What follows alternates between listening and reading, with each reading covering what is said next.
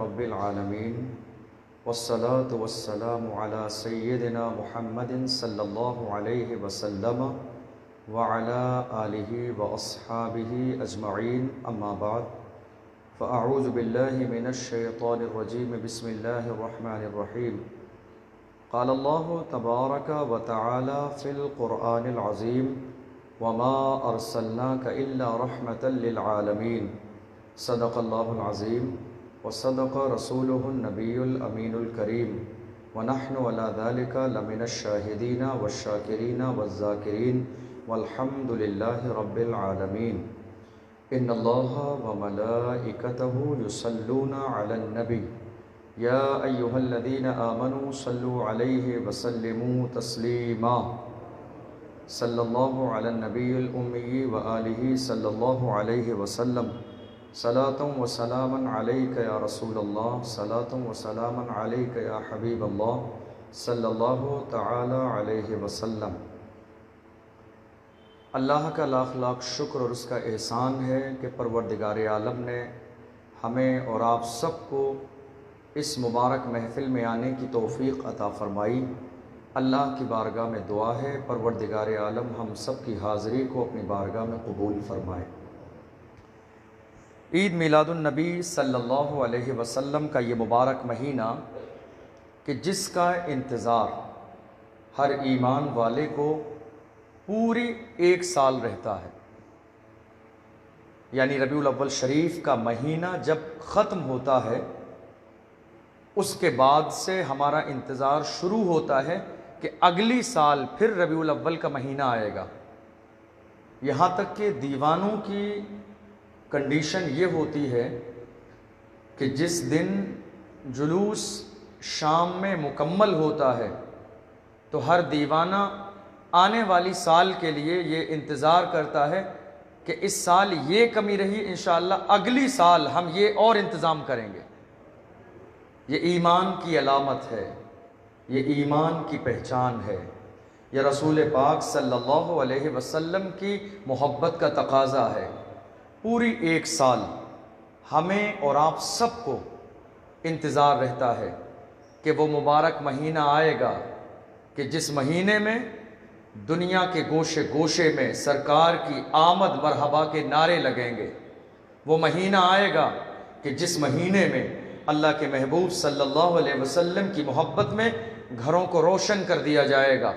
وہ مہینہ آئے گا کہ جس مہینے میں دنیا کے ہر خطے میں یہ صدا دی جائے گی، نثار تیری چہل پہل پر، ہزاروں عیدیں ربیع الاول سوائے ابلیس کے جہاں میں سبھی تو خوشیاں منا رہے ہیں۔ پوری دنیا آج محبوب کی ولادت کے موقع پر خوشی منا رہی ہے۔ انسان خوشی منا رہے ہیں، جانور خوشی منا رہے ہیں، چرند و پرند خوشی منا رہے ہیں، دریا خوشی مناتا ہے، ہوائیں خوشی مناتی ہیں، فضائیں خوشی مناتی ہیں، کائنات کا ہر ذرہ محبوب کی ولادت کے موقع پر خوشی مناتا ہے۔ اور خوشی کیوں نہ منائے؟ دیگر انبیاء کرام جو اس دنیا میں تشریف لائے اور ہمارے نبی اس دنیا میں تشریف لائے، آنے کا انداز بڑا مختلف ہے۔ کوئی کسی ایک علاقے کے لیے نبی تھا، کوئی ایک شہر کے لیے نبی تھا، کوئی ایک صوبے کے لیے نبی تھا، کوئی ایک علاقے کے لیے نبی تھا، کوئی ایک محلے کے لیے نبی تھا، کوئی ایک خاندان کے لیے نبی تھا، مگر قربان جاؤ آمنہ کے لال پر کہ اللہ نے ایک علاقے کے لیے نبی نہیں بنایا، ایک شہر کے لیے نبی نہیں بنایا، ایک ملک کے لیے نبی نہیں بنایا، ایک خاندان کے لیے نبی نہیں بنایا۔ جب محبوب کو بھیجنے کی باری آئی تو قرآن میں اعلان کر دیا وَمَا أَرْسَلْنَاكَ إِلَّا رَحْمَةً لِلْعَالَمِينَ، پوری کائنات کے لیے رحمت بنا کر بھیج رہا ہوں۔ وہ غریبوں کے لیے رحمت ہیں، وہ یتیموں کے لیے رحمت ہیں، وہ بیواؤں کے لیے رحمت ہیں، وہ مسکین کے لیے رحمت ہیں۔ جس کو ہر دروازے سے ٹھکرا دیا جائے گا محمد کے دروازے پہ اس کے لیے جگہ ہوگی۔ جس کے لیے کسی اور دروازے پہ علاقہ اور جگہ نہ ہوگا، محمد کے دروازے پر اس کے لیے انا لہا کا پرچم لہرایا جائے گا۔ آؤ میرے دروازے پر آ جاؤ، آؤ میری بارگاہ میں آ جاؤ، آؤ میری محبت کی سرپرستی میں آ جاؤ۔ پوری دنیا آج انتظار کر رہی ہے کہ کہ عید میلاد النبی کا موقع ہے، آخر دنیا انتظار کیوں کر رہی ہے میلاد کے آنے کا؟ ہزاروں خوشیوں کے موقع آتے ہیں، ہزاروں فنکشن ہماری زندگی میں آتے ہیں، لیکن یہ ایک دن ایسا کیوں ہے کہ سال بھر ہمیں اس دن کا انتظار رہتا ہے؟ وجہ یہ ہے جس کو سرکار اعلیٰ حضرت نے اپنے شعر کے انداز میں لکھا، وہ جو نہ تھے تو کچھ نہ تھا، وہ جو نہ تھے تو کچھ نہ تھا، وہ جو نہ ہو تو کچھ نہ ہو، وہ جو نہ تھے تو کچھ نہ تھا، وہ جو نہ ہو تو کچھ نہ ہو، جان ہے وہ جہان کی، جان ہے تو جہان ہے۔ اللہ کے محبوب صلی اللہ علیہ وسلم کی ولادت کی خوشی کا انتظار پوری سال اس لیے رہتا ہے چونکہ ہم جانتے ہیں چاند کی چاندنی مدینے والے کے صدقے میں ہے، یہ زمین مدینے والے کے صدقے میں ہے، آسمان مدینے والے کے صدقے میں ہے، دریاؤں میں روانی مدینے والے کے صدقے میں ہے، فضاؤں میں طغیانی مدینے والے کے صدقے میں ہے، یہ زمین کا فرش مدینے والے کے صدقے میں ہے، آسمان کا شامیانہ مدینے والے کے صدقے میں ہے، سورج چمک رہا ہے، روشنی مدینے والے کے صدقے میں ہے، اس چاند میں روشنی موجود ہے، صدقہ مدینے والے مصطفیٰ کا ہے، ہمارے سینے میں دل دھڑکتا ہے، صدقہ مدینے والے کا ہے، ہمارا دماغ کام کرتا ہے، یہ صدقہ مدینے والے کا ہے، ہمارے ہاتھوں میں پکڑنے کی صلاحیت ہے، یہ صدقہ مدینے والے کا ہے، اللہ نے زندگی دی ہے، صدقہ مدینے والے کا ہے، یہ اولاد صدقہ مدینے والے کا ہے، ماں اور باپ جیسی عظیم نعمت یہ صدقہ مدینے والے کا ہے، دنیا کا نظام یہ صدقہ مدینے والے کا ہے۔ اللہ نے اعلان فرمایا تھا، اے موسیٰ اگر محبوب کو پیدا کرنا مقصد نہ ہوتا تو میں تمہیں نبوت عطا نہ کرتا، محبوب کو پیدا کرنا مقصد نہ ہوتا تو تمہیں نبوت عطا نہ کرتا، اور اے موسیٰ نبوت کی بات تو الگ ہے، اگر محبوب کو پیدا کرنا مقصد نہ ہوتا تو میں اپنے آپ کا رب ہونا بھی ظاہر نہ کرتا، میں نے رب ہونا ظاہر کیا ہے، یہ صدقہ بھی مدینے والے مصطفیٰ کا ہے۔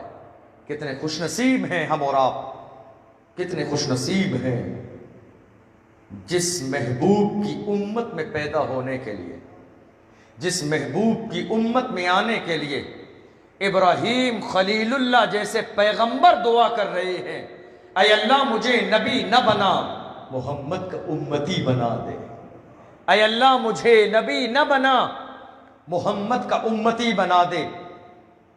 اس محبوب کی امت میں اللہ نے ہمیں پیدا فرمایا، وہ ہر عالم کی رحمت ہیں کسی عالم میں رہ جاتے، وہ ہر عالم کی رحمت ہیں کسی عالم میں رہ جاتے، یہ ان کی مہربانی ہے جو یہ عالم پسند آیا، یہ ان کی مہربانی ہے جو یہ عالم پسند آیا۔ اللہ کا احسان ہے کہ اللہ نے یہ مبارک مہینہ ہمیں اور آپ کو عطا فرمایا، خوش نصیب ہیں ہم اور آپ۔ دنیا میں کوئی انسان اگر یہ چاہے کہ وہ اپنی کوشش کے ذریعے میلاد کی محفل منعقد کر لے، اپنی کوشش کے ذریعے رسول کی یاد منا لے، اپنی کوشش کے ساتھ پیغمبر کا ذکر کر لے، تو یہ ناممکن ہے، اس لیے کہ عبادت کی توفیق بھی اسی گنبد سے ملتی ہے، ذکر کی توفیق بھی اسی بارگاہ سے ملتی ہے، میلاد کا موقع بھی اسی بارگاہ سے ملتا ہے، ذکر کی عنایتیں بھی اسی بارگاہ سے ملتی ہیں، وہ جس سے راضی ہوتے ہیں ذکر کی نعمتوں سے مالا مال کر دیتے ہیں، وہ جس سے راضی ہوتے ہیں اس کی زبان سے اپنا ذکر سنوا لیتے ہیں، اور وہ جس سے نظریں پھیر لیتے ہیں اس کے لیے دنیا و آخرت میں جہنم ہے۔ ہم خوش نصیب ہیں کہ ہمارے ہاتھوں میں مصطفیٰ جان رحمت صلی اللہ علیہ وسلم کا دامن ہے، وہ محبوب کی جس محبوب کے بارے میں سرکار اعلیٰ حضرت فرماتے ہیں، عرش حق ہے مسند رفعت رسول اللہ کی، دیکھنی ہے حشر میں عزت رسول اللہ کی، لا ورب العرش جس کو جو ملا ان سے ملا، بٹتی ہے کونین میں نعمت رسول اللہ کی۔ اللہ اکبر۔ محبوب کا جب ذکر آتا ہے، محبوب کی جب یاد تازہ ہوتی ہے، جب محبوب کی طرف توجہ لگتی ہے، جب گنبد خضرا کی طرف توجہ لگتی ہے، تو دیوانہ پکار کر اپنے انداز میں کہتا ہے، نعمتیں بانٹتا جس سمت وہ ذیشان گیا، ساتھ ہی منشی رحمت کا قلم دان گیا، لے خبر جلد کے غیروں کی طرف دھیان گیا، میرے آقا میرے مولا تیرے قربان گیا، اور تم پر میرے آقا کی عنایت نہ سہی، نجدیوں کلمہ پڑھانے کا بھی احسان گیا۔ انہیں جانا، انہیں جانا، انہیں مانا، نہ رکھا غیر سے کام، انہیں جانا، انہیں مانا، نہ رکھا غیر سے کام، للہ الحمد میں دنیا سے مسلمان گیا، للہ الحمد میں دنیا سے مسلمان گیا، آج لے ان کی پناہ آج مدد مانگ ان سے، آج لے ان کی پناہ آج مدد مانگ ان سے، پھر نہ مانیں گے قیامت میں اگر مان گیا۔ ماننا ہے تو دنیا میں مان لے، بننا ہے تو دنیا میں عاشق بن جا، بننا ہے تو دنیا میں دیوانہ بن جا، بغیر دیکھ کے ایمان لائے گا تو تجھے عزت ملے گی، تجھے مقام ملے گا، تجھے بلندی ملے گی، تیرا مرتبہ بارگاہ الہی میں بلند و والا ہو جائے گا۔ لیکن قیامت میں جب محبوب کے ہاتھوں میں لواء الحمد دیکھے گا، جب قیامت کے میدان میں محبوب کے سر پر شفاعت کا تاج دیکھے گا، جب قیامت کے میدان میں حوض کوثر کا مالک محبوب کو دیکھے گا، اور دیکھنے کے بعد کہے گا میں نے مان لیا، اس وقت کا ماننا کام نہیں آئے گا، اس وقت کی محبت کام نہیں آئے گی، اس وقت کی دیوانگی کام نہیں آئے گی۔ اسی لیے دیوانے نے مچل کے کہا تھا، آج لے ان کی پناہ آج مدد مانگ ان سے، کل نہ مانیں گے قیامت میں اگر مان گیا، جان و دل ہوش و خرد سب تو مدینے پہنچے، تم نہیں چلتے رضا سارا تو سامان گیا۔ یہ دیوانوں کی بولی ہے، یہ عاشقوں کی بولی ہے، یہ مرنے والوں کی بولی ہے، یہ محبت میں مٹنے والوں کی بولی ہے۔ رسول جس پر کرم فرمائیں اس کی دنیا بھی کامیاب، آخرت بھی کامیاب۔ میرے آقا صلی اللہ علیہ وسلم کو اللہ نے کیسی سرزمین پر بھیجا، آپ ذرا اندازہ لگائیے۔ رسول کی پیدائش سے پہلے عرب کے حالات کا جائزہ لیں کہ رسول کی پیدائش سے پہلے عرب کا حال کیا تھا، ان کی زندگی کا طرز کیا تھا، ان کی روایات کیا تھیں، ان کے معاملات کیسے تھے، اس کا جائزہ لیں۔ حضرت ابراہیم خلیل اللہ کے بعد تقریباً 3000 سال تک عرب کی سرزمین پر کوئی نبی نہیں آیا۔ عرب کی سرزمین پر حضرت ابراہیم علیہ السلام کے بعد اس پورے زمانے میں عرب کی سرزمین پر کوئی نبی نہیں ہوا۔ اس پورے زمانے کو، جس زمانے میں کوئی نبی نہیں ہوا، جس زمانے میں کتاب نازل نہیں ہوئی، جس زمانے میں جبریل امین نہیں آئے عرب کی سرزمین پر، اس زمانے کو زمانہ فطرت کہا جاتا ہے۔ اللہ کے محبوب صلی اللہ علیہ وسلم کو اللہ نے اس فطرت کے زمانے کے بعد مکے میں پیدا فرمایا۔ انداز کیا تھا؟ آپ انبیاء اکرام کی زندگی کو دیکھ لیں، حضرت موسیٰ علیہ السلام کا دور دیکھیں، حضرت اسماعیل علیہ السلام کا دور دیکھیں، حضرت یوسف علیہ السلام کا زمانہ دیکھیں۔ اللہ نے مختلف انبیاء اکرام کو ایسی زمینوں میں بھیجا جہاں کی زمین بھی خوبصورت، جہاں کھیتیوں کا انداز ہے، جہاں کی زمین نرم ہے، زرخیز علاقہ ہے، سمندری علاقہ ہے، پانی کا کوئی مسئلہ نہیں ہے، کھانے کا کوئی مسئلہ نہیں ہے، ساز و سامان کا کوئی مسئلہ نہیں ہے، سبزیوں کا کوئی مسئلہ نہیں ہے، غلے کا کوئی مسئلہ نہیں ہے۔ ایسی سرزمین پر دیگر انبیاء اکرام کو اللہ نے مبعوث فرمایا، لیکن جب آخری محبوب کو اس دنیا میں بھیجنے کا موقع آیا تو اللہ نے مکے کی سرزمین پر بھیجا، وہ مکہ جس کی زمین بھی پتھر کی، جس کے گھر بھی پتھر کے، مکان بھی پتھر کے، علاقہ بھی پتھر کا، اور تو اور لوگوں کے دل بھی پتھر کے۔ ایسے ماحول میں محبوب کو بھیجا گیا، ایسی سرزمین پر محبوب کو بھیجا گیا، ایسے لوگوں میں محبوب کو بھیجا گیا۔ میرے محبوب ان پتھروں والے علاقے میں چلے جاؤ جن کی زمین پتھر کی ہے، جن کے دل پتھر کے ہیں، جن کا وجود پتھر کا ہے، جن کا نظام پتھر کا ہے۔ میرے محبوب ان پتھر والوں میں چلے جاؤ۔ کیوں؟ ان پتھروں کو درد دل دینا ہے، ان پتھروں کو دھڑکنا سکھانا ہے، ان پتھروں کو زندگی کی نشو و نما دینی ہے، ان پتھروں کو پگھلنا سکھانا ہے، ان پتھروں کو رونا سکھانا ہے، ان پتھروں کی آنکھوں میں آنسو لانا ہے۔ آپ کو یاد نہیں ہے وہ عمر جب تک پیغمبر کے دامن سے وابستہ نہ تھے تو سختی کا عالم یہ تھا کہ سب سے زیادہ اسلام کو خطرہ عمر سے ہوتا تھا۔ وہ عمر جنہوں نے کبھی رونا نہیں سیکھا، وہ عمر جن کی آنکھوں میں کبھی آنسو نہیں آئے، وہ عمر جس عمر کے دل کو کبھی کسی کا ڈر نہ ہوا، وہ عمر کے جس کے دل میں کبھی کسی کا وہم اور خیال نہیں آیا، وہ عمر کے جس کے سامنے کسی کی تلوار ٹکتی نہیں تھی، وہ عمر کے جس کے سامنے حضرت رسول پاک صلی اللہ علیہ وسلم کے جانثار بھی ابتدائی دور میں کہتے تھے یا رسول اللہ عمر کا خطرہ ہے، مگر اللہ اکبر، میرے نبی کو اللہ نے فرمایا محبوب ان پتھروں کو درد دل دینا ہے۔ کیسا درد دل دیا؟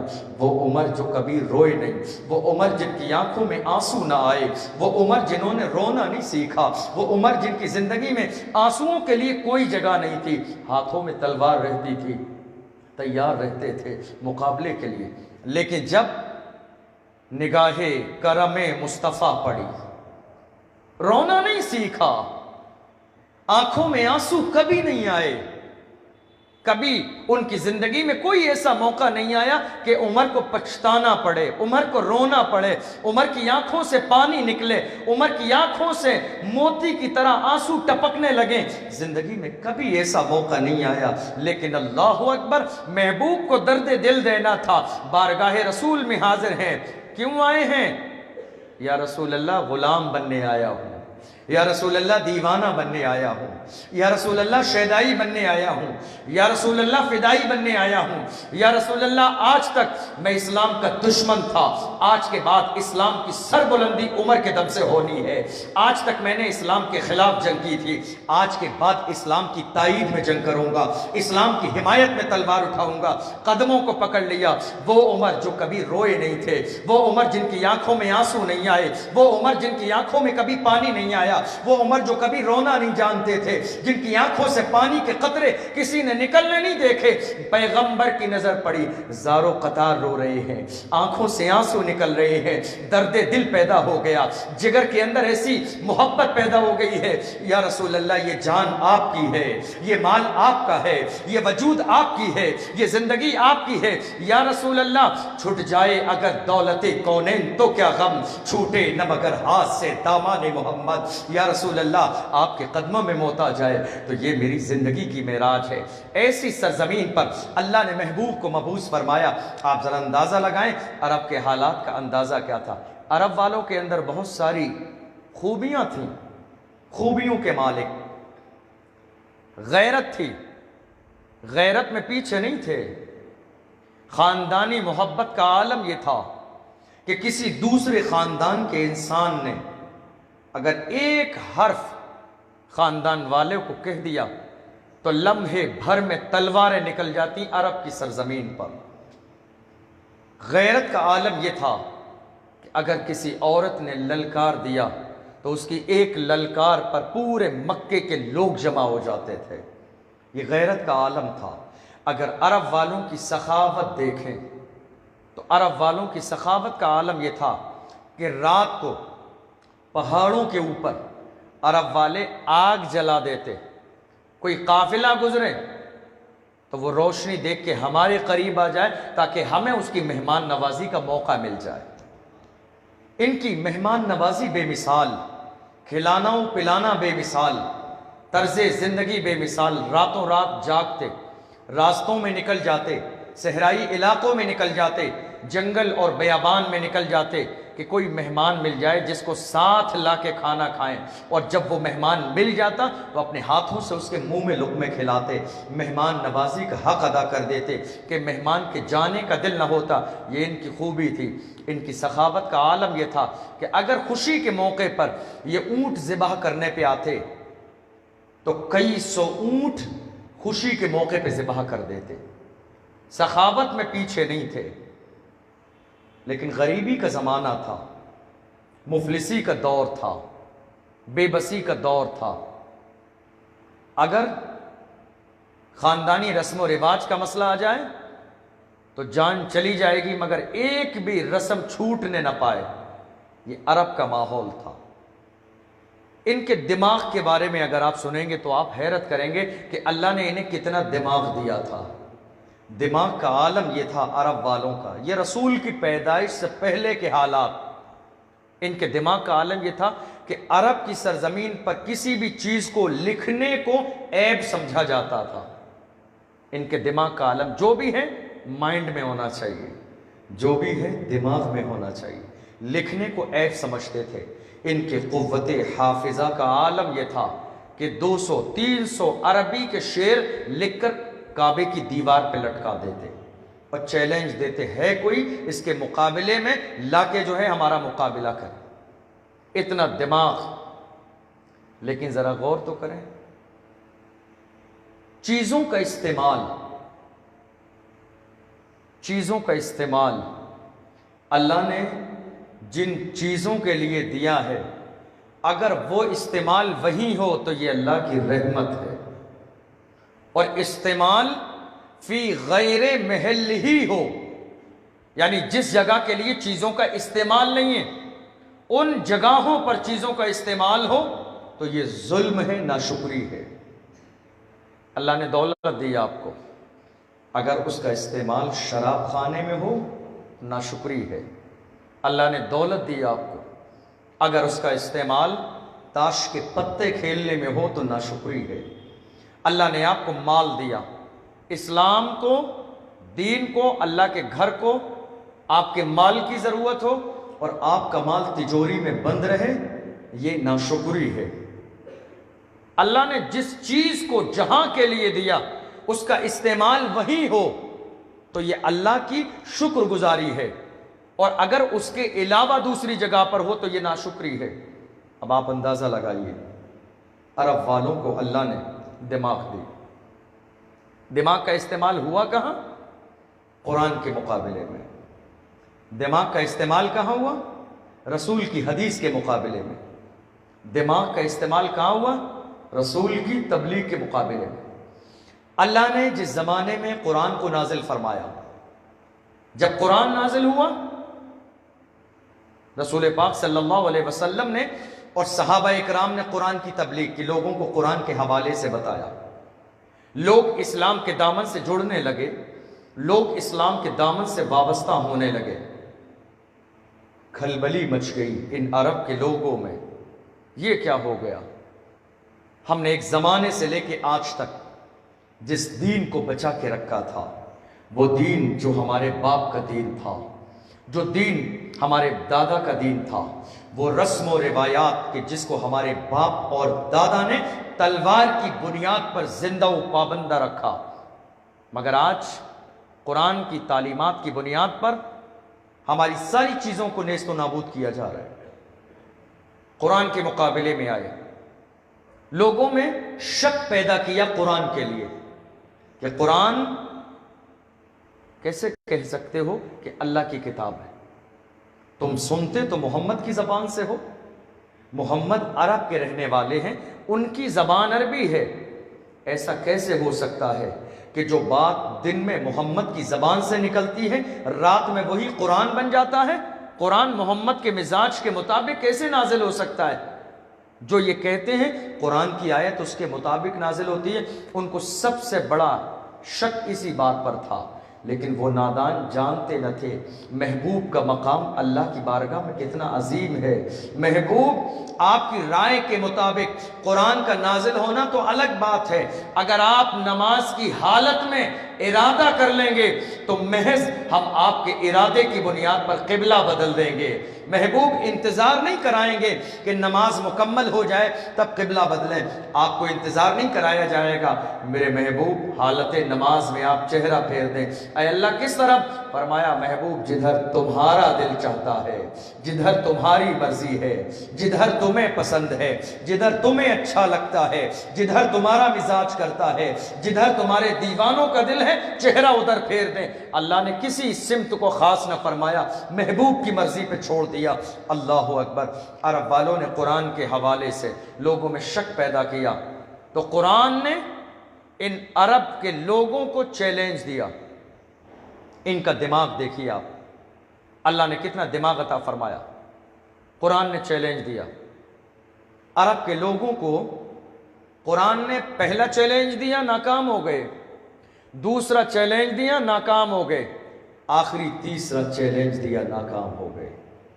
جب قرآن کے بارے میں انہوں نے کتابیں کہیں، قرآن کے بارے میں زبان کھلی، قرآن کے بارے میں جملے کہے گئے، محمد عرب کے رہنے والے ہیں، یہ اپنی طرف سے تیار کر لیتے ہیں قرآن۔ اللہ نے چیلنج دیا انہیں قرآن عظیم میں، پہلا چیلنج قُلْ لَئِنِ اجْتَمَعَتِ الْإِنسُ وَالْجِنُّ عَلَىٰ أَن يَأْتُوا بِمِثْلِ هَذَا الْقُرْآنِ لَا يَأْتُونَ بِمِثْلِهِ وَلَوْ كَانَ بَعْضُهُمْ لِبَعْضٍ ظَهِيرًا۔ اللہ نے پہلا چیلنج دیا۔ یہ پہلا چیلنج کون سا تھا؟ اللہ نے پہلا چیلنج دیا، اے لوگو اگر تم یہ کہتے ہو کہ تمہاری زبان عربی ہے، محمد کی زبان عربی ہے، لہٰذا قرآن کے اندر جو کچھ ہے یہ اللہ کا کلام نہیں ہے، یہ محمد کا بنایا ہوا کلام ہے، اگر تمہارا کہنا یہ ہے تو محمد کی زبان بھی عربی ہے تو تم بھی عرب کے رہنے والے ہو، تمہاری زبان بھی عربی ہے، جو محمد کی زبان ہے وہی تمہاری زبان ہے، جو ان کا انداز ہے وہی تمہارا انداز ہے، جو مزاج تمہارا ہے وہ ان کا مزاج ہے، لہٰذا اگر محمد نے قرآن کو تیار کر لیا ہے تو زبان تمہاری بھی عربی ہے، آؤ تمہیں چیلنج دیا جاتا ہے، تم بھی قرآن کے مقابلے میں ایک کتاب تیار کر کے لاؤ۔ پہلا چیلنج قرآن نے، پہلا چیلنج عرب والوں کو اللہ نے دیا۔ پورا قرآن قُلْ لَئِنِ اجْتَمَعَتِ الْإِنسُ وَالْجِنُّ عَلَىٰ أَن يَأْتُوا بِمِثْلِ هَذَا الْقُرْآنِ، قرآن نے کہا انسان اور جنات سب جمع ہو جائیں کہ قرآن کے مقابلے میں کتاب لائیں، لَا يَأْتُونَ بِمِثْلِهِ، ناکام ہو جائیں گے مگر نہیں لا سکتے، ناکام ہو جائیں گے مگر نہیں لا سکتے۔ پہلا چیلنج پورا قرآن، کیا کہا؟ پورا قرآن لاؤ، تمہاری زبان عربی ہے، اگر محمد کی زبان عربی ہے اور انہوں نے قرآن کو تیار کر لیا ہے تو زبان تمہاری بھی عربی ہے، تم بھی تیار کرو، تمہاری ان کی سیم زبان ہے۔ انہوں نے زبان کی بنیاد پر، لینگویج کی بنیاد پر قرآن کو تیار کیا ہے اپنے مزاج کے مطابق، تو تمہاری زبان بھی عربی ہے، تم بھی قرآن کو تیار کر کے لاؤ۔ پہلا چیلنج اللہ کی طرف سے آیا، پورا قرآن، تم بھی قرآن کی طرح کتاب تیار کر کے لاؤ۔ نہیں لا سکے تو اللہ نے فرمایا ان کی کیا اوقات ہے، ان کی کیا اوقات ہے، یہ لے آئیں۔ لَئِنِ اجْتَمَعَتِ الْإِنسُ وَالْجِنُّ، اگر یہ انسان اور سارے جنات کو جمع کر لیں پھر بھی قرآن جیسی کتاب نہیں لا سکتے۔ جنات کو بھی اٹھا لیں، سب کو بلا لیں، ساری شیاطینی طاقتوں کو اکٹھا کر لیں، لیکن پھر بھی قرآن کی طرح نہیں لا سکتے۔ جب قرآن نے چیلنج دیا، یہ مکے والے جمع ہوئے، دار الندوہ میں میٹنگ ہوئی، کیا کریں اب تو ہماری بے عزتی ہوگی، اگر ہم قرآن کے مقابلے میں کوئی کتاب تیار نہ کر سکیں ہماری بے عزتی ہوگی، عرب کی سرزمین پر ہماری سرداری ہے، عرب کی سرزمین پر ہمارا نام چلتا ہے، عرب کی سرزمین پر ہمارا سکہ چلتا ہے، عرب کی سرزمین پر لوگ ہماری سرداری کو قبول کرتے ہیں، عرب کی سرزمین پر لوگ ہماری بات مانتے ہیں، مکے کی سرزمین پر لوگ ہمیں بڑا جانتے ہیں، ہمارے حکم کے مطابق یہاں عمل کیا جاتا ہے۔ اگر ہم نے قرآن کے مقابلے میں کوئی کتاب تیار نہ کی تو لوگوں کی نگاہوں کے سامنے ہم رسوا ہو جائیں گے، لوگوں کی نگاہوں کے سامنے ہم ذلیل ہو جائیں گے۔ کوشش جاری ہے، سب کے سب تیار بیٹھے ہیں، ابو جہل بھی ہے، ابو ابو لہب بھی ہے، عتبہ بھی ہے، شیبہ بھی ہے، سب کے سب مل کر کوشش کر رہے ہیں۔ وہ لوگ جو راتوں رات بڑے بڑے قصیدے لکھنے والے، عرب کی سرزمین پر فصاحت میں بے مثال، بلاغت میں بے مثال، علم ریاضی میں بے مثال، علم معانی میں بے مثال، علم بدی میں بے مثال، تمام تر علوموں میں بے مثال زبان بولنے والے، خطبہ دینے والے، استعارہ استعمال کرنے والے، کنایہ اور مؤول و مشترک کی تمام تر تعریفات کو جاننے والے، جب قرآن کے مقابلے میں کتاب کو تیار کرنے کے لیے بیٹھے ہیں، راتوں رات گزر رہی ہیں، مگر عاجز ہیں، نہ زبان پر ایک لفظ آتا ہے، نہ زبان پر ایک جملہ آتا ہے۔ شروع کریں تو کہاں سے کریں، ابتدا کریں تو کہاں سے کریں، اسٹارٹنگ کریں تو کہاں سے کریں، ہم قرآن کو کیسے تیار کریں، کون سا الفاظ لائیں کہ قرآن کی شروعات ہو، ہم کون سا جملہ لائیں کہ قرآن کی شروعات ہو، ہم کون سی بات لائیں کہ قرآن کی شروعات ہو۔ اللہ اکبر، عاجز ہو گئے، بے کس ہو گئے، مجبور ہو گئے۔ بریلی کی سرزمین سے سرکار اعلیٰ حضرت نے ارشاد فرمایا، فصحاء عرب کے بڑے بڑے تیرے آگے یوں ہیں دبے لچے، فصحاء عرب کے بڑے بڑے تیرے آگے یوں ہیں دبے لچے، کوئی جان منہ میں زبان نہیں بلکہ جسم میں جان نہیں۔ یا رسول اللہ، آپ کے سامنے بولیں تو کیسے بولیں، زبان کھولیں تو کیسے بولیں، قرآن لائیں تو کیسے لائیں، کتاب لائیں تو کیسے لائیں۔ قرآن صرف فصاحت کا نام نہیں ہے، قرآن صرف بلاغت کا نام نہیں ہے، قرآن صرف زبان کا نام نہیں ہے، قرآن صرف طریقے کا نام نہیں ہے، قرآن صرف نظریات کا نام نہیں ہے، قرآن اللہ کی کتاب کا نام ہے، قرآن نور کا نام ہے، قرآن ہدایت کا نام ہے، قرآن اللہ کے پیغام کا نام ہے، قرآن رسول پر نازل ہونے والی کتاب کا نام ہے۔ قرآن لانے والے جبریل امین اللہ کی طرف سے پیغام لاتے ہیں۔ اللہ اکبر، راتوں رات کوشش کی گئی، راتوں رات کہ قرآن کے مقابلے میں کتاب تیار ہو جائے، عاجز ہو گئے، نہیں لائے۔ پہلا چیلنج اللہ کی طرف سے قرآن کے لیے تھا کہ پورا قرآن لائیے، قرآن کی طرح کتاب لائیے، عاجز ہو گئے۔ دن گزر گئے، ہفتے گزر گئے، مہینے گزر گئے، لیکن سامنے جواب دینے والا کوئی نہ تھا۔ آج تک کہتے تھے یہ کلام محمد کا ہے۔ جب قرآن نے چیلنج دیا، محمد کی زبان عربی ہے، زبان تمہاری بھی عربی ہے، تم بھی تیار کر کے لاؤ۔ اب زبانوں میں طاقت نہیں ہے بول سکیں، اب زبانوں میں کوئی جملہ نہیں ہے کہ محمد کے سامنے بول سکیں۔ عرب کے سامنے ذلیل ہو گئے، عرب کے سامنے رسوا ہو گئے، جن کو اپنے انداز بیان پہ ناز تھا، جن کو اپنی زبان پہ ناز تھا، جن کو اپنے علم پہ ناز تھا، آج بے زبان ہے۔ بولیں تو کیا بولیں، کون سا کلام لائیں، کون سے جملے لائیں، کون سا انداز لائیں، کون سے سینٹنس ملا کر سیٹ کریں کہ قرآن کی ابتدا ہو جائے۔ قرآن کی کوئی بھی صورت بنانے کے لیے تیار نہیں ہے۔ اللہ اکبر، ایک لمبا زمانہ گزرنے کے بعد اللہ نے ان کو اور زیادہ ذلیل کیا، انہیں اور زیادہ رسوا کیا، ان کی حقیقت کو اور زیادہ دنیا کے سامنے ظاہر کیا۔ اللہ نے فرمایا فَأْتُوا بِعَشْرِ سُوَرٍ مِثْلِهِ مُفْتَرَيَاتٍ۔ پورا قرآن نہیں لا سکتے، ہم تو جانتے ہی ہیں، ہم تو جانتے ہی ہیں تم نہیں لا سکتے، لیکن دنیا تمہیں یہ سمجھتی ہے تمہارے پاس زبان بھی ہے، علم بھی ہے، فصاحت بھی ہے، بلاغت بھی ہے، کلام بھی ہے، معانی بھی ہے، اتناب اور ایجاز بھی ہے، اختصار و اتناب بھی ہے، تمام چیزیں تمہارے پاس ہے، دنیا جانتی ہے۔ ہم تمہاری حقیقت کو دنیا کے سامنے ظاہر کرنا چاہتے ہیں، پورا قرآن نہیں لا سکتے، چلو کوئی نہیں، تھوڑا سا اور ہلکا کرتے، چیلنج ہلکا کر دیتے ہیں۔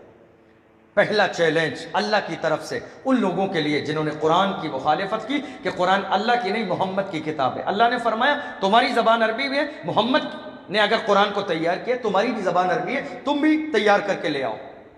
نہیں لا سکے، عاجز ہو گئے۔ اللہ نے فرمایا ہو سکتا ہے تمہارے اعتبار سے یہ بھاری کام ہو، تو ہم چیلنج کو اور ہلکا کر دیتے ہیں۔ پہلے کا پورا قرآن، بعد میں کہا فَأْتُوا بِعَشْرِ سُوَرٍ مِثْلِهِ مُفْتَرَيَاتٍ۔ اب پورا قرآن نہیں لاؤ، 10 سورتیں لے آؤ، 10 سورتیں لے آؤ۔ اتنا چیلنج کو اللہ نے ہلکا کر دیا۔ پورا قرآن نہیں لانا ہے، اچھا کوشش کرو 10 سورتیں لے آؤ۔ 10 سورتیں جب چیلنج دیا، پھر دوبارہ میٹنگ ہوئی، اے ابو جہل تیرا سکہ چلتا، کچھ تو بول دے کہ قرآن تیار ہو جائے۔ کچھ تو کہہ دے، کوئی تو جملہ تیری زبان سے نکل جائے، کوئی تو جملہ تیری زبان سے نکلے کہ قرآن کے مقابلے میں 10 صورتیں تیار ہو جائیں۔ کچھ تو بول، زبان تو کھول۔ کہاں گئی تیری فصاحت، کہاں گئی تیری بلاغت، کہاں گئے تیرے جملے، کہاں گئی تیری باتیں، کہاں گیا تیرا علم، کہاں گئی تیری زور بیانی؟ تیری ساری زور بیانی مظلوم مسلمانوں پہ نکلتی تھی، تیرا سارا زور اسلام کے خلاف تھا، تیرا سارا زور قرآن کے خلاف تھا۔ لوگ کہہ رہے ہیں اے ابو جہل اب تو بتا دے، کوئی جملہ تو بول دے، ہم قرآن کی شروعات کریں تو کہاں سے کریں؟ کون سا جملہ لائیں؟ بسم اللہ الرحمن الرحیم، یہ اللہ کا کلام ہے، اس کے مقابلے میں ہم بسم اللہ تیار نہیں کر سکتے، بسم اللہ کی طرح کوئی ایک لائن بھی تیار نہیں کر سکتے۔ آفت میں جان آ گئی ہے ابو جہل کی، وہ جس کو فصاحت و بلاغت پہ ناز تھا۔ عرب والے اپنے آپ کو بڑا ہوشیار اور قابل سمجھتے تھے، چونکہ اللہ نے ان کو دماغ عطا فرمایا تھا۔ ان کے دماغ کی بات بتا رہا ہوں آپ کو، عرب والوں کا دماغ کیسا تھا، اتنے قابل کہ ان کے یہاں کسی بھی چیز کے لکھنے کو عیب شمار کیا جاتا۔ اگر کوئی کاپی پر نوٹ کر لیتا، چمڑے پر نوٹ کر لیتا، تو لوگ عیب سمجھتے کہ اس کا دماغ کمزور ہے۔ ہزاروں اشعار عربی زبان میں انہیں زبانیں یاد ہوتے، ان کے دماغ میں ہوتے۔ آپ کو تعجب ہوگا کہ جب اونٹ کی تعریف کرنے پہ آتے، اور یہ اشعار آج بھی کتابیں موجود ہیں، عالم کے کورس میں کتابیں پڑھائی جاتی ہیں، جب یہ اونٹ کی تعریف کرنے پہ آتے عربی زبان میں تو کم سے کم 100 200 شعر اونٹ کی شان میں لکھ دیتے۔ یہ ان کے علم کا عالم تھا۔ اگر اس کی کھانے کے بارے میں لکھتے تو 10-20 شعر اس کے کھانے کے بارے میں لکھ دیتے، اس کی لمبائی کے بارے میں لکھتے تو 10-20 شعر اس کی لمبائی کے بارے میں، اس کے چلنے کے بارے میں لکھتے تو 10-20 شعر اس کے چلنے کے بارے میں لکھ دیتے، اس کی پیٹھ کی اونچائی اور نچائی کے بارے میں لکھتے تو 10-20 شعر اس کے بارے۔ یہ علم کا عالم تھا، لیکن قرآن کے مقابلے میں آئے تو ذلیل و رسوا ہو گئے۔ دوسرا چیلنج اللہ نے ان عرب والوں کو دیا، کون سا چیلنج تھا؟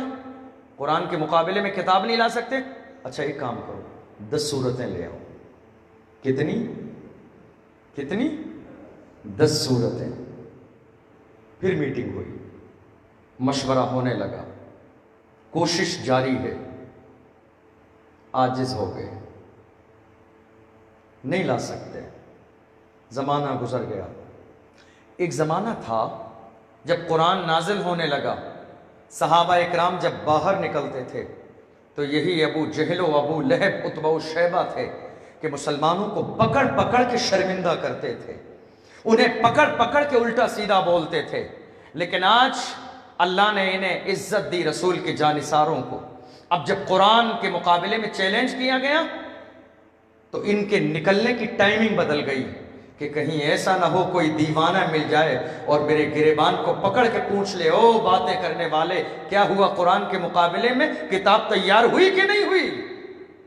نکلنے کی ٹائمنگ بدل گئی، ملنے کا انداز بدل گیا، روڈ پر چلنے کا انداز بدل گیا، کہیں ایسا نہ ہو کوئی دیوانہ مل جائے، کوئی دیوانہ مل جائے، کوئی عاشق مل جائے، کوئی شیدائی مل جائے، کوئی فدائی مل جائے، کوئی ان کے نام پہ مرنے والا مل جائے، کوئی ان کے قدموں میں جان لٹانے والا مل جائے اور ہم سے پوچھ لے اے قرآن کے بارے میں طنز کرنے والوں، بتاؤ قرآن نے چیلنج دیا تھا، قرآن کے مقابلے میں 10 صورتیں بھی تیار ہوئی یا نہیں ہوئی؟ نکلنے کی ٹائمنگ بدل گئی، دن گزر گئے، کئی صبح آئیں، کئی شام گزر گئی، رات کی تاریکی آتی رہی، صبح کا اجالا آتا رہا، زمانے کا نظام بدلتا رہا، سردی اور موسم گرمی کے بدلتے رہے، لیکن کسی کی زبان سے کوئی ایسا جملہ نہ نکل سکا کہ قرآن کے مقابلے میں وہ ایک جملہ بن کے دنیا کی نگاہوں کے سامنے، دنیا کے پردے پہ ظاہر ہوتا۔ ایک جملہ بھی نہیں آیا۔ اب اللہ نے تیسرا چیلنج دیا۔ دنیا سمجھ گئی ان کے پاس کچھ بھی نہیں ہے، دنیا سمجھ گئی کہ یہ کتنے عاجز ہیں، دنیا سمجھ گئی کہ یہ کتنے مجبور ہیں۔ اللہ نے آخری تیسرا چیلنج دیا۔ پہلا چیلنج قرآن کے مقابلے میں ایک کتاب لاؤ، دوسرا چیلنج اللہ نے دیا 10 صورتیں لاؤ قرآن جیسی، نہیں لا سکے۔ جب ایک لمبا زمانہ گزرا تو اللہ نے اور چیلنج کو ہلکا کر دیا، اور اتنا چیلنج کو ہلکا کیا کہ دنیا کی نگاہوں کے سامنے اب یہ گھر سے نکلنے کے لیے بھی راضی نہیں تھے۔ اللہ نے فرمایا قرآن کی سب سے چھوٹی سورت، قرآن کی سب سے چھوٹی سورت، بسم اللہ الرحمن الرحیم، اِنَّا أَعْطَيْنَاكَ الْكَوْثَرَ فَصَلِّ لِرَبِّكَ وَانْحَرْ إِنَّ شَانِئَكَ هُوَ الْأَبْتَرُ۔ ایک لائن کی قرآن کی سب سے چھوٹی سورت لے کر آ جاؤ۔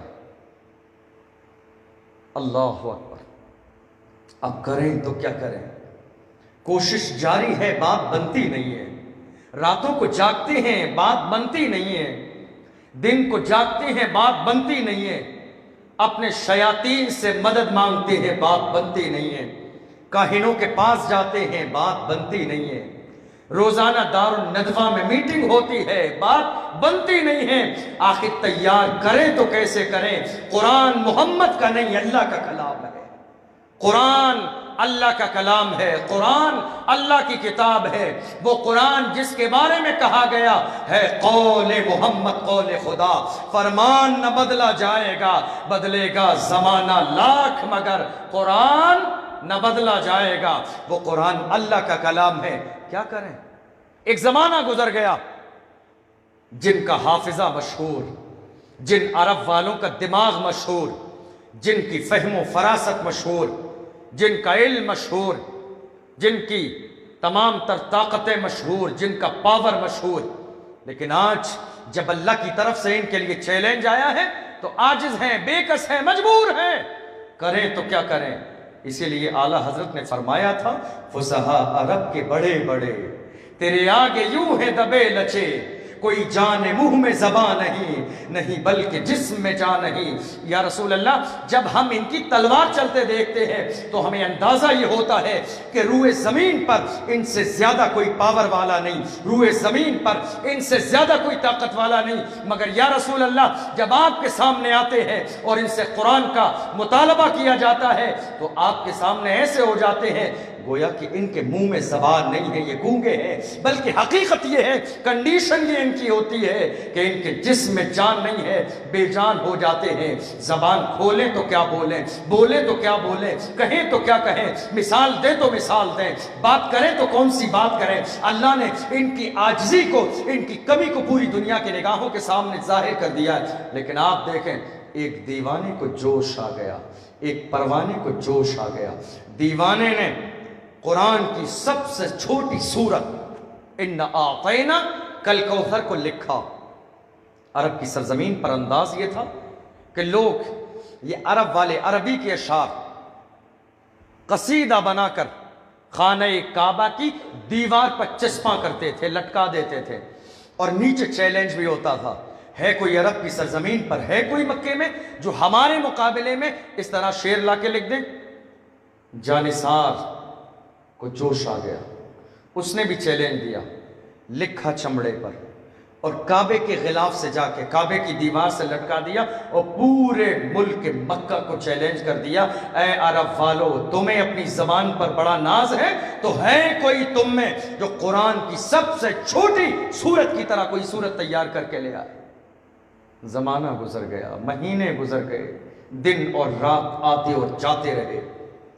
نظر پڑتی ابو جہل کی، شرم سے سر جھکا کے گزر جاتا، نظر پڑتی ابو لہب کی، شرم سے سر جھکا کے گزر جاتا، نظر پڑتی عتبہ و شیبہ کی، شرم سے نظر جھکا کے گزر جاتے کہ کہیں راستے میں کوئی دیوانہ مجھے پکڑ کے یہ نہ پوچھ لے کیا ہوا۔ اب زبان بہت کم چلتی ہے، اب تمہاری بولی بہت کم ہو گئی ہے، اب چیلنج نہیں دیتے ہو، اب قرآن کو محمد کا کلام نہیں کہتے ہو، سر جھکا کے نکلنے لگے۔ ایک زمانہ گزر گیا، جب کوئی جواب نہیں آیا تو ایسے میں انہی میں سے، دیوانوں میں سے نہیں، دشمنوں میں سے ایک آیا، اور آنے کے بعد میں قرآن کی اس آیت کے نیچے اس نے حاشیہ لگا دیا، ایک لائن لکھ دی۔ کیا لکھا اس نے؟ ہَذَا لَيْسَ مِن كَلَامِ الْبَشَرِ۔ اے مسلمانوں، تم نے خانہ کعبہ پر اسے چسپاں ضرور کیا ہے اور تم نے دنیا کو چیلنج کیا ہے کہ اس کے مقابلے میں کوئی کتاب لے آؤ یا سب سے چھوٹی صورت لے آؤ، لیکن اے مسلمانوں یاد رکھو نہیں لا سکتا کوئی، چونکہ یہ بشر کا نہیں مالک بشر کا کلام ہے، یہ دنیا دار کا نہیں پروردگار کا کلام ہے، یہ عاجز کا نہیں یہ مالک کا کلام ہے۔ عرب کی سرزمین کے لوگوں کے قوت حافظے کا عالم یہ تھا، مگر جب بات قرآن کے مقابلے میں آئی تو قرآن نے ان کی عاجزی کو ظاہر کر دیا۔ قرآن کے مقابلے میں جب بات آئی تو اللہ نے ان کی کم علمی کو ظاہر کر دیا۔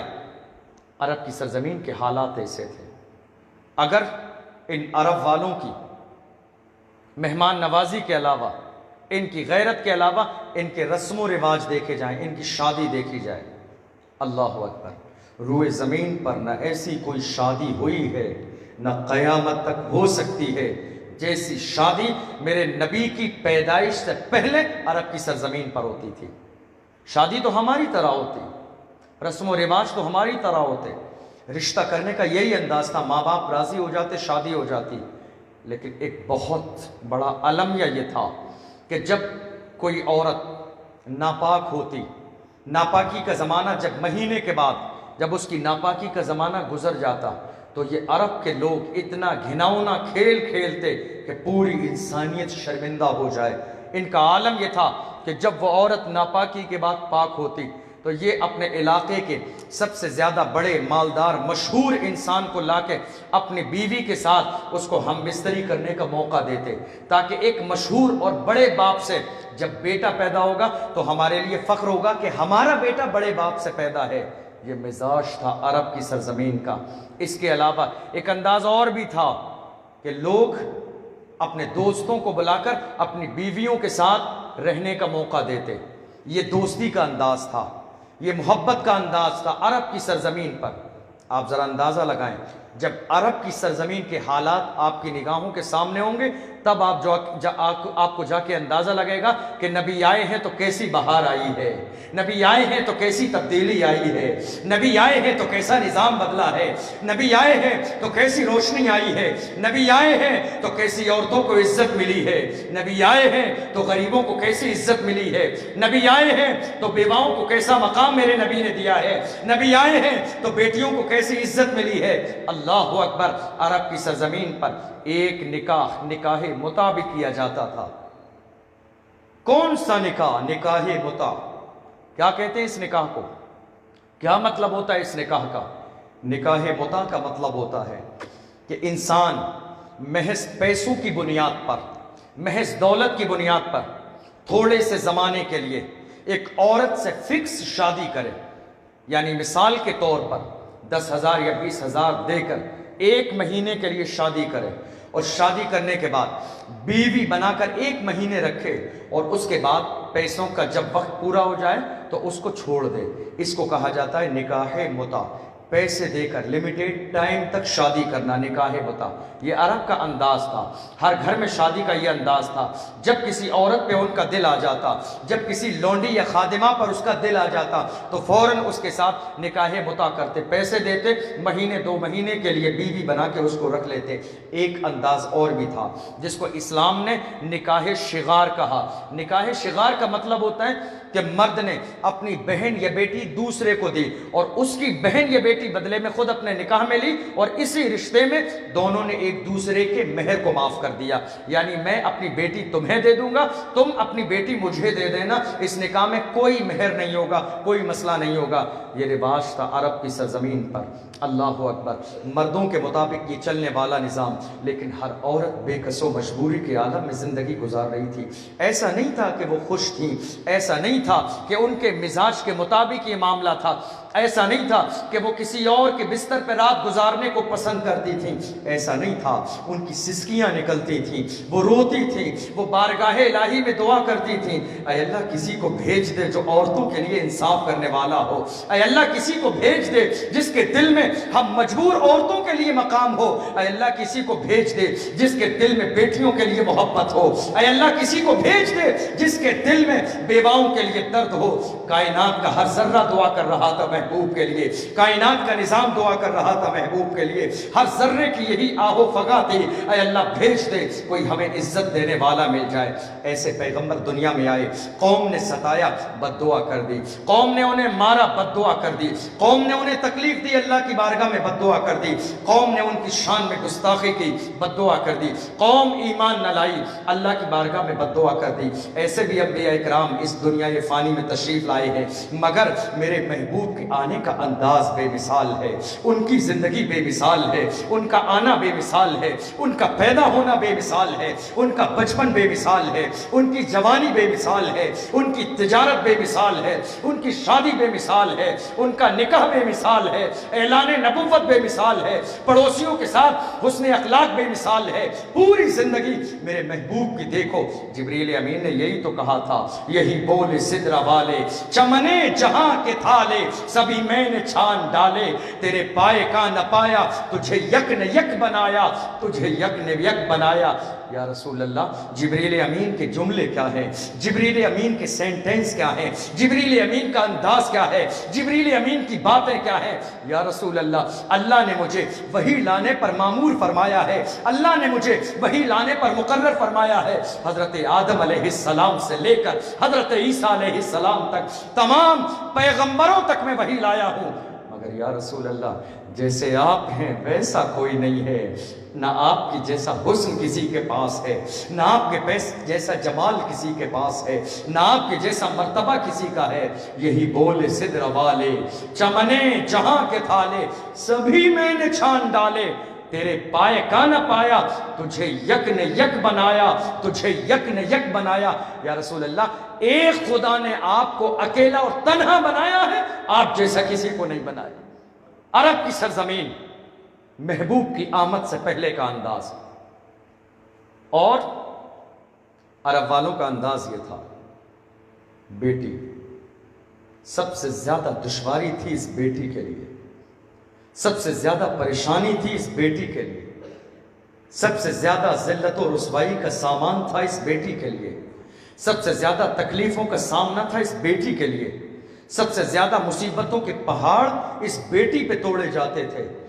بیٹیاں پیدا ہونے کے بعد میں ہر وقت کانپتی رہتی تھی، نہ جانے کس وقت ظالم باپ آ جائے لے جا کے مجھے زمین میں دفن کر دے۔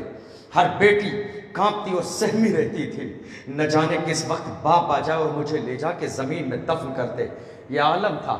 عرب والے جب بیٹا پیدا ہوتا تو جشن کا عالم یہ ہوتا، کم سے کم 50-100 اونٹ ذبح کر دیتے، خوشی میں تازیانے بجائے جاتے، خوشیوں کا ماحول ہوتا، دوست اور احباب بلائے جاتے۔ یہ کنڈیشن ہوتی عرب کی سرزمین پر جب بیٹا پیدا ہوتا، اور جب بیٹی پیدا ہوتی کسی کو کوئی خوشی نہیں ہوتی، کوئی تازیانے نہ بجاتا، کوئی ان بیٹیوں کو عزت نہ دیتا، کوئی ان کو گودی میں، باپ بیٹی کو گودی میں کبھی نہیں لیتا۔ وہ سمجھتا میرے لیے ذلت کا سامان ہے، میرے لیے رسوائی کا سامان ہے، میں بیٹی کو گودی میں لوں گا تو لوگ کیا سوچیں گے، بیٹی میری انگلی پکڑ کے زمانے کے سامنے چلے گی تو لوگ کیا سوچیں گے، اگر بیٹی میرے ساتھ ہوگی تو لوگ میرے بارے میں کیا سوچیں گے کہ اس کے گھر بیٹی پیدا ہوگی۔ ذلت کا سامان تھا۔ لوگ 2 سال 4 سال 6 سال بیٹی کو زندہ رہنے دیتے، اچھے سے کھلاتے پلاتے۔ کھلاتے کیوں؟ جوان کرنے کے لیے نہیں، اس کو ولی دینے کے لیے، اس کو زمین میں دفن کرنے کے لیے، اس کو قتل کرنے کے لیے تیار کرتے۔ اور اس کے بعد جب 5 سے 6 سال کی یہ بیٹی ہو جاتی تو بہترین لباس پہنا کر اس کی ننیحال جانے کا بہانہ کر کے جنگل میں لے جاتے اور اس بیٹی کو زمین میں دفن کر دیتے۔ ایک شخص بارگاہ رسول میں حاضر ہوئے، یا رسول اللہ، میں نے زندگی میں ایک گناہ کیا ہے، کیا اللہ میرے گناہ کو معاف کر دے گا؟ یا رسول اللہ، میں نے گناہ کیا ہے، یا رسول اللہ میں نے گناہ کیا ہے، کیا اللہ میرے گناہ کو معاف کر دے گا؟ پیغمبر نے ارشاد فرمایا، تیرا گناہ کیا ہے؟ کون سا گناہ کیا ہے تو نے؟ وہ کون سا جرم ہے کہ تیری زندگی میں تجھ سے سرزد ہوا ہے؟ کون سا گناہ ہے؟ گناہ تو بتا۔ تاکہ اس کے مطابق تجھے توبہ کا طریقہ بتایا جائے۔ آنکھوں میں آنسو آ گئے۔ زندگی میں بہت زمانے پہلے ایک گناہ کیا تھا، یا رسول اللہ میں جس گناہ کے بارے میں آپ کو بتانے والا ہوں یہ اس زمانے کا گناہ ہے جب کہ میں مسلمان نہ تھا، یہ اس زمانے کا گناہ ہے جب کہ میں آپ کا دیوانہ نہ تھا، یہ اس زمانے کا گناہ ہے جب کہ میں آپ کا شیدائی نہ تھا، یہ اس زمانے کا گناہ ہے جب کہ میں آپ کا فدائی نہ تھا، یا رسول اللہ یہ اس زمانے کا گناہ ہے جب کہ مجھے جہنم سے ڈر نہ لگتا تھا، یا رسول اللہ یہ اس زمانے کا گناہ ہے جب کہ مجھے قبر کے عذاب کے بارے میں علم نہ تھا، یا رسول اللہ یہ اس زمانے کا گناہ ہے جب کہ میں جنت کی نعمتوں سے مالا مال ہونے والا ہوں اس سے بے خبر تھا، یا رسول اللہ یہ اس زمانے کا گناہ ہے جب کہ میں شریعت کے حدود اور تقاضوں کو نہیں جانتا تھا۔ گناہ کیا ہے؟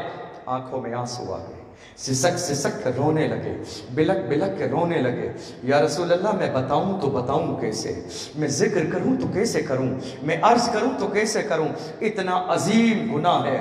یا رسول اللہ مجھے ایسا لگتا ہے گناہ بتاؤں گا تو آپ چہرہ پھیر لیں گے، میں گناہ بتاؤں گا تو آپ کی نظر کرم سے محروم ہو جاؤں گا۔ یا رسول اللہ بتاؤں تو بتاؤں کیسے؟ پیغمبر نے ارشاد فرمایا بتا تو صحیح تیرا گناہ کیا ہے۔ یا رسول اللہ نے مجھے ایک بیٹی دی تھی، مجھے ایک بیٹی دی، اور عالم یہ تھا کہ زمانے کو اس کی خوشی ہو گئی، اس کی ماں کو خوشی تھی، اس کی نانی کو خوشی تھی، اس کی دادی کو خوشی تھی، لیکن میرے چہرے پر ایک پل کے لیے اس کے پیدا ہونے کے بعد کبھی خوشی نہیں آئی، میں کبھی خوش نہیں ہوا۔ میں جب باہر نکلتا تو مجھے رسوائی کا احساس ہوتا کہ کوئی پوچھ لے گا تمہارے گھر بچے کی پیدائش ہونے والی تھی کیا ہوا، تو میں کیا جواب دوں گا، میں شرمندہ ہوتا بیٹی کے لیے۔ یا رسول اللہ محبت کا عالم یہ تھا، اس کی ماں، اس کے رشتہ دار اسے ہاتھوں ہاتھ لیے رہتے، اس لیے مجھے کبھی موقع نہ ملا کہ اسے لے جا کے زمین میں دفن کر دوں، لیکن ایک دن اچانک سے جب مجھے موقع ملا تو میں نے اپنی بیٹی کو لے گیا دعوت کے بہانے، بیٹی کا ہاتھ پکڑا۔ وہ بیٹی جو تقریباً 6 سال کی مدت سے آج تک اس کے دل میں ارمان مچل رہے تھے کہ کاش میرے باپ میری انگلی کسی دن پکڑیں گے، کاش میرا باپ مجھے محبت کی نگاہ سے دیکھے گا، کاش میرا باپ محبت کے لمحات میرے ساتھ کبھی گزارے گا، کاش میرے باپ کی زبان سے بیٹی کہہ کے کوئی جملہ نکلے گا۔ وہ بیٹی 5 سے 6 سال سے منتظر تھی کہ باپ کی زبان سے کوئی جملہ نکل آئے، لیکن 6 سال کے بعد آج باپ نے کہا بیٹی چلو دعوت میں لے کے چلتا ہوں، بیٹی مچل گئی ہے۔ آج کرم کر دیا اس پروردگار نے، باپ کو مجھ سے محبت ہو گئی، باپ کی زبان پر میرے لیے جملے آ گئے، باپ کے دل میں میرے لیے آج جگہ پیدا ہو گئی، بیٹی کے دل میں ارمان میں چلنے لگے۔ دنیا کی ہر بیٹی کا ارمان ہوتا ہے باپ کی انگلی کو پکڑ کے چلنا۔ وہ باپ ہے جو بیٹے کو انگلی پکڑ کے چلنا سکھاتا ہے، وہ باپ ہے جو پریشانیاں برداشت کرتا ہے بیٹی اور بیٹے کے لیے، وہ باپ ہے کہ جس کے بارے میں پیغمبر اعظم نے ارشاد فرمایا تھا جنت ماں کے قدموں کے نیچے ہے، مگر دروازہ میرے نبی نے باپ کو قرار دیا۔ وہ باپ جس کا اتنا عظیم مرتبہ میرے نبی نے فرمایا کہ اگر بیٹا باپ کو غلام پائے دولت خرچ کر کے اس کو آزاد کر دے پھر بھی ایک لمحے کا حق ادا نہیں کر سکتا۔ وہ باپ بیٹی کی انگلی کو پکڑ کے چلا، بیٹی کے دل میں ارمان میں چل رہے ہیں، بیٹی کے دل میں طوفان میں چل رہے ہیں۔ اللہ اکبر، بیٹی جا رہی ہے خوشی سے۔ آج 6 سال کے بعد میرے باپ نے میرا نام لیا، 6 سال کے بعد میرے باپ نے مجھے مخاطب کیا۔ اللہ اکبر، مگر اس بیٹی کو اندازہ نہ تھا یہ ظالم لے جانے والا ہے، اس کے سینے میں دھڑکتا ہوا دل نہیں ہے پتھر ہے، تھوڑی دیر بعد یہ تجھے زمین کے نیچے دبا دے گا، نہ تیری آواز رہے گی، نہ تیرا وجود رہے گا، نہ تیرا نام باقی رہے گا، نہ تیرا نشان باقی رہے گا۔ وہ انجان تھی، باپ کی ممتا کو دیکھ کے پگھل گئی، باپ کی انگلی کو پکڑ لیا، جانے لگی۔ باپ لے کے جا رہا ہے، غیرت نہیں آ رہی ہے، شرم نہیں آ رہی ہے، حیا نہیں آ رہی ہے، بیٹی کے لیے ممتا بیدار نہیں ہو رہی ہے۔ اللہ اکبر، جنگل میں لے جانے کے بعد جب اس نے جنگل میں قبر کو کھودنا شروع کیا، زمین میں گڈھے کو کھودنا شروع کیا، تو جانتے ہیں بیٹی بار بار کہہ رہی ہے بابا جان آپ دعوت میں جانے والے تھے، آپ راستے میں یہ گڈھا کھودنے کے لیے کیوں رک گئے؟ آپ نے تو مجھے تیار اس لیے کیا تھا کہ دعوت میں جانا ہے، آپ نے مجھے تیار اس لیے کیا تھا آپ کے دوست کے یہاں کھانے کے لیے جانا ہے، آپ راستے میں کیوں رک گئے؟ اللہ اکبر۔ باپ نے کہا بیٹی ابھی چلتے ہیں، تھوڑا سا کام ہے اسے مکمل کر لیتے ہیں۔ جب گڈھا تیار ہو گیا اس ظالم نے بیٹی سے کہا تھا بیٹی ذرا جھانک کے تو دیکھو اس گڈھے کا انداز کیا ہے، کیسا لگتا ہے۔ جب بیٹی نے جھانک کر دیکھا تھا اس ظالم نے دھکا دیا تھا اس 6 سال کی بیٹی کو، زمین میں گرا دیا۔ اب تک وہ سمجھ رہی تھی باپ میرے اوپر مہربان ہے، اب تک سمجھ رہی تھی کہ باپ کے دل میں میرے لیے محبت ہے، وہ اب تک سمجھ رہی تھی کہ باپ مجھ سے محبت کرتا ہے، مگر جیسے ہی زمین میں دھکا دیا ہے وہ سمجھ گئی ہے میرا باپ بھی دوسروں کی طرح ظالم ہے، میرا باپ بھی دوسروں کی طرح مجرم ہے، میرا باپ بھی دوسروں کی طرح مجھے زمین میں گاڑنے کے لیے لایا ہے، مجھے زمین بوس کرنے کے لیے لایا ہے۔ مٹی ڈالنا شروع کی ہے، تیزی کے ساتھ مٹی ڈال رہا ہے۔ مٹی کبھی بیٹی کے چہرے پہ جاتی ہے، کبھی مٹی اس کی پیٹھ پہ جاتی ہے، کبھی مٹی اس کے جسم پہ جاتی ہے، کبھی مٹی اس کے لباس پہ جاتی ہے۔ وہ بیٹی اللہ اکبر جو دنیا میں سب سے زیادہ باپ سے محبت کرتی ہے، باپ کے چہرے کی تکلیف کو دیکھنے کے بعد میں سب سے پہلے اگر کوئی پہچانتا ہے گھر میں تو یہ بیٹی ہے۔ باپ کے چہرے کی پریشانی کو دیکھ کے پہچان لیتی ہے میرے باپ کو تکلیف کیا ہے۔ اللہ اکبر، اس بیٹی کو زمین میں دفن کر دیا، مٹی ڈالتا جا رہا ہے۔ بیٹی سمجھ گئی کہ اب میرے ساتھ ہونے والا کیا ہے، رونے لگی، آنکھوں میں آنسو آ گئے، فریاد کرنے لگی بابا جان زمین میں دفن کیوں کر رہے ہیں؟ اگر آپ یہ چاہتے ہیں کہ میں آپ کی زندگی میں آپ سے کھانا نہ مانگوں تو میں آپ سے کھانا نہیں مانگوں گی، اگر آپ یہ چاہتے ہیں پانی نہ مانگوں تو میں آپ سے پانی نہ مانگوں گی، اگر آپ یہ چاہتے ہیں کہ میں آپ سے گھر نہ مانگوں تو آپ سے رہنے کے لیے مکان نہ مانگوں گی، اگر آپ یہ چاہتے ہیں کہ میں آپ سے رہنے کے لیے زمین نہ مانگوں تو میں آپ سے زمین نہ مانگوں گی، اگر آپ یہ چاہتے ہیں کہ میں زندگی میں ضرورتوں کا سوال نہ کروں تو میں کبھی اپنے دامن کو آپ کے سامنے نہ پھیلاؤں گی، مگر اے میرے بابا خدا کے لیے ذرا رحم تو کریں، ذرا دیکھیں تو صحیح اس مٹی کے اندر دبا کے جا رہے ہیں، یہاں تنہائی ہے، یہاں اندھیرا ہے، یہاں وحشت ہے، یہاں گرمی ہے، میں اس مٹی میں تنہے تنہا کیسے رہوں گی؟ مجھے پیاس لگے گی پانی کون دے گا؟ مجھے بھوک لگے گی کھانا کون دے گا؟ مجھے باہر جانے کا دل کرے گا کیسے جاؤں گی؟ میرا دم گھٹتا ہے، خدا کے لیے میرے بابا مجھے معاف کر دیں۔ بیٹی زندگی کے لیے اگر شرمندگی کا ذریعہ ہے تو مجھے جانے کے لیے مجھے اسی جنگل میں چھوڑ دیں، میں زندگی بسر کر لوں گی، خدا کے بھروسے بسر کروں گی، لیکن کبھی آپ سے سوال نہ کروں گی۔ اللہ اکبر، مگر باپ کے سینے میں دل نہ تھا، پتھر تھا، بیٹی کی باتیں اثر نہ ہوئی، بیٹی کے اوپر رحم نہ آیا، بیٹی کی باتوں پر خیال نہ آیا، بیٹی کی باتوں پر کوئی ترس نہیں آیا۔ زمین کے نیچے بیٹی چیخ رہی ہے، باپ مٹی ڈالتا ہے، بیٹی رو رہی ہے، باپ مٹی ڈالتا ہے، بیٹی چلا رہی ہے، باپ مٹی ڈالتا ہے، بیٹی پریشان ہے مگر اب باپ مٹی ڈالتا ہے۔ اللہ اکبر، زمین کے نیچے بیٹی کو دفن کر دیا، بیٹی روتی رہی، اس کا جسم دفن ہو گیا، چہرہ دفن ہو گیا، آواز دب گئی ہے، وجود دب گیا ہے، اس بیٹی کو کوئی بچانے والا نہیں ہے۔ ایسے عالم میں قبر کو برابر کر دیا اور اس کے بعد آ گیا آج، اس کے بعد جب پیغمبر کا دامن ہاتھوں میں آ گیا ہے، رسول کی بارگاہ میں ہے، آج گناہ یاد آتا ہے، بلک بلک کے روتا ہے، یا رسول اللہ کروں تو کیا کروں، میں نے بیٹی کے ساتھ یہ جرم کیا تھا، یا رسول اللہ میں کروں تو کیا کروں، میں نے بیٹی کے ساتھ یہ ظلم کیا تھا کہ اللہ مجھے معاف کر دے گا۔ اللہ اکبر، کائنات کے امام، امام الانبیاء، فخر انس و جان، وجہ تخلیق کائنات، پیغمبر اعظم صلی اللہ علیہ وسلم کی آنکھوں میں آنسو آ گئے۔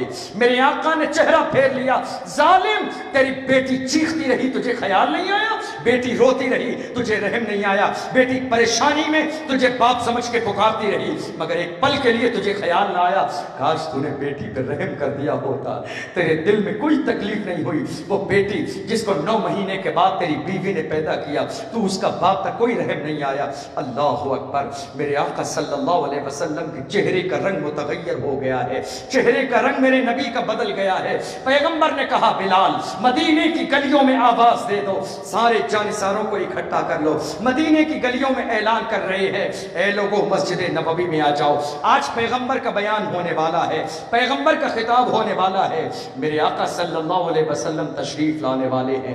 رسول پاک صلی اللہ علیہ وسلم نے سب کو جمع کر لیا. سب کو جمع کرنے کے بعد میرے آقا صلی اللہ علیہ وسلم نے ارشاد فرمایا, من کن لہ ثلاث بنات فصبر علیہن وسقاہن وکساہن کن لہ حجابا من النار. میرے نبی نے فرمایا, اللہ نے جسے 3 بیٹیاں دی ہیں, خبردار ہوشیار, آج کے بعد کوئی بیٹی پر ظلم نہ کرے, آج کے بعد کوئی بیٹی کو نہ ستائے, آج کے بعد کوئی بیٹی کو زمین میں دفن نہ کرے, آج کے بعد کوئی بیٹی کو بری نظر سے نہ دیکھے, آج کے بعد کوئی بیٹی کو گری نظر سے نہ دیکھے, آج کے بعد کوئی بیٹی کو منحوس نہ سمجھے. خبردار خبردار. پیغمبر نے مدینے میں اعلان کیا ہے, صحابہ اکرام پیغمبر کی نگاہوں کے سامنے موجود ہیں. میرے نبی نے فرمایا, من کن لہ ثلاث بنات.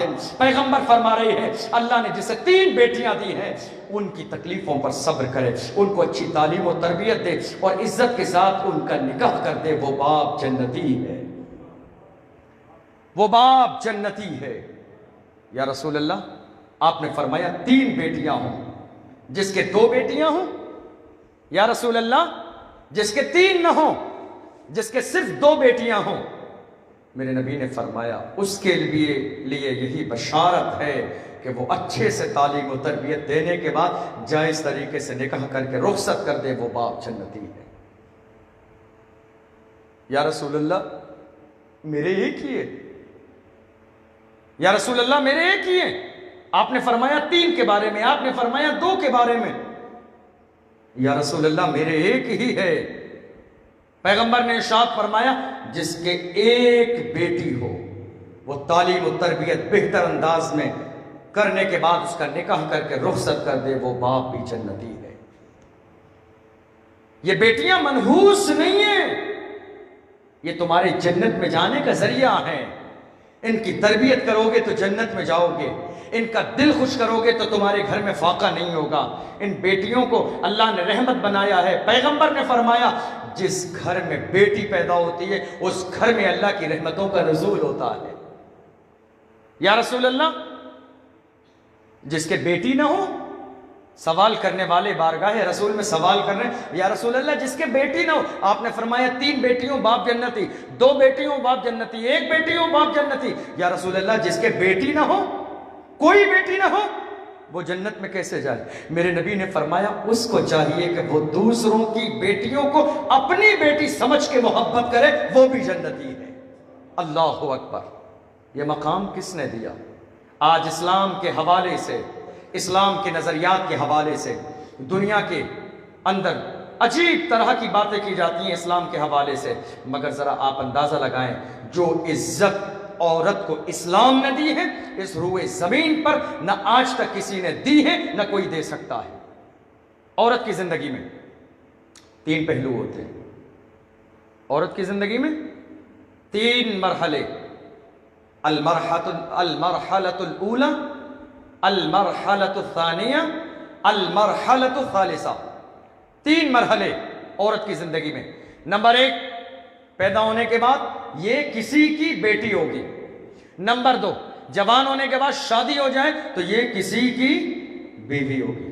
نمبر 3, شادی ہونے کے بعد اگر اللہ اسے اولاد دے تو یہ کسی کی ماں ہوگی. عورت کی زندگی میں 3 مرحلے ہیں, اور ان تینوں مرحلوں میں ہمارے نبی نے عورت کو الگ الگ عزت عطا فرمائی ہے.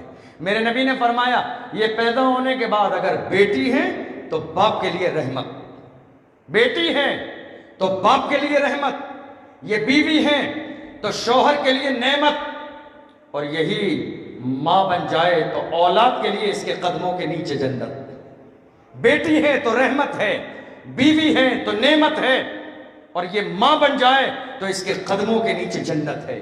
مجھے بتائیں, اس سے زیادہ عظیم مقام روئے زمین پر کس نے دیا اسلام کو؟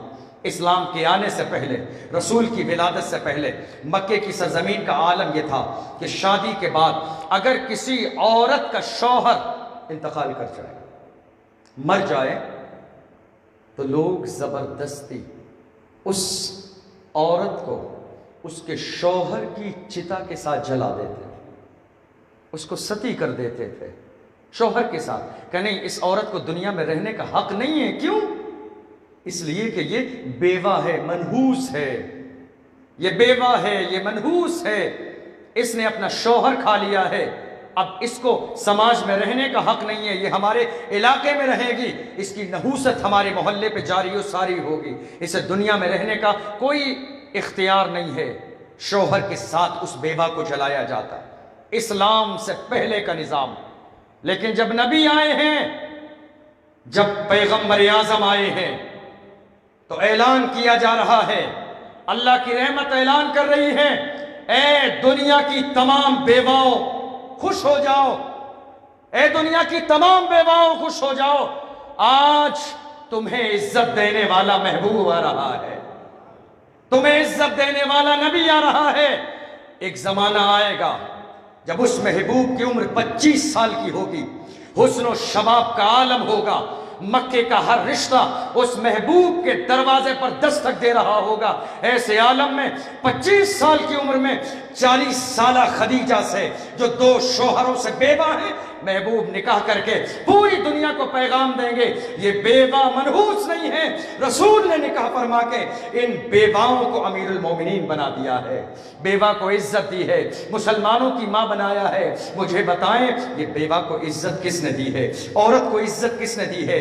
عورت کو مقام کس نے دیا ہے؟ اسلام سے پہلے دیکھ لیں، رسول کی پیدائش سے پہلے دیکھ لیں، عورت پر ظلم کیا جا رہا تھا، غریبوں کو ستایا جا رہا تھا، یتیموں کا مال مارا جا رہا تھا، بیواؤں کے سماج میں کوئی ماحول نہیں تھا.